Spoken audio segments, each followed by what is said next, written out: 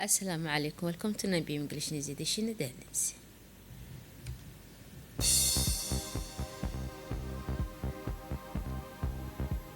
A message of condolence from the President of the Republic to the Ethiopia Prime Minister following the take the Amara region. Opening of the forest is 7 kilometers from the kilometer 13 to BK 23. For international scene, Trump speaks of progressing talks with Iran and inviting agreement on the Strait of Hormuz. Those with the the national news, the President of the Republic of Djibouti, his successor Miguel, has conveyed his heartfelt sympathy and solidarity to the Prime Minister of Ethiopia, Abiy Ahmed Ali, following the deadly earthquake that struck the Amhara region on Monday, claiming the lives of around 15 people. In his message, President Gele stated that the people and the government of Djibouti join me in expressing our deepest sympathy to the brotherly and friendly nation of Ethiopia during this difficult time. The state also expressed his hope that Ethiopia will swiftly overcome the consequences of this tragedy.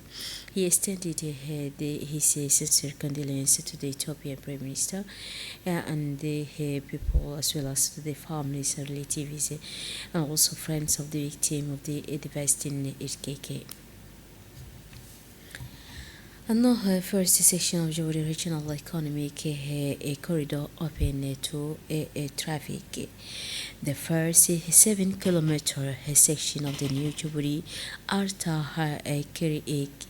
carriageway has officially been opened to traffic as part of the 21.8 kilometer Djibouti Regional Economic Corridor project BCR.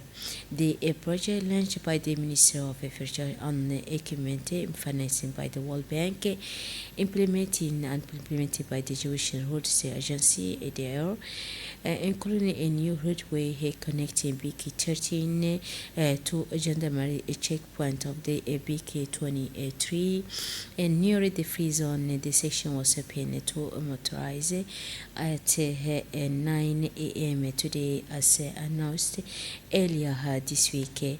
The opening marks an important milestone in the progress of the original economic corridor project. It is safety to improve traffic flow, hence road safety, and facilitate travel along this strategic transport route.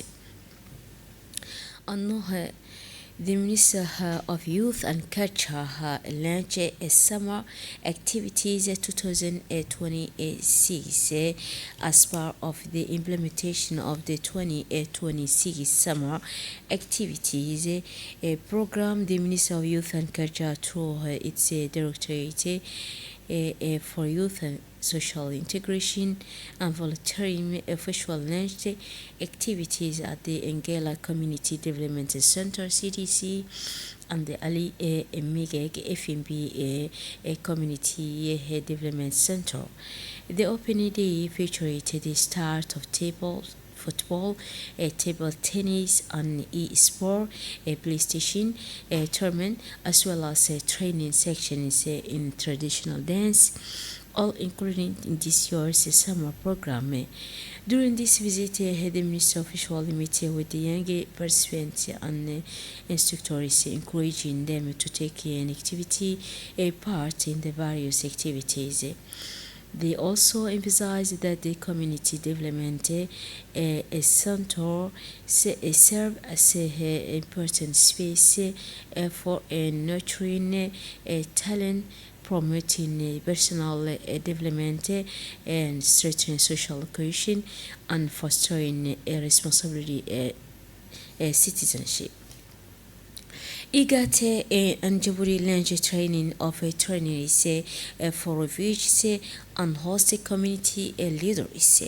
The Intergovernmental Authority on Development IGAD in partnership with the Government of Republic of the Djibouti through the National Office for Assistance to Refugees and Disaster Victims honors official launch training of trainers taught program on 4 August 2026 in Obohe for leaders of refugee and host communities. The opening ceremony was presided over by the Deputy Prefect of the Operation, Mohammed Awad Mohammed, in the presence of the acting President of the Regional Council Honors Executive Secretary, Mohammed Ali Kamil, IGAD Director of the Health and Social Development, Ambassador Musa Miguel Ali, local authority, community leaders, representative of refugees and host communities and development partners. In his opinion remarks, the Deputy Prefect stressed that the training addressed the need to strengthen social cohesion, promote dialogue and prevent conflict in community hosting refugees.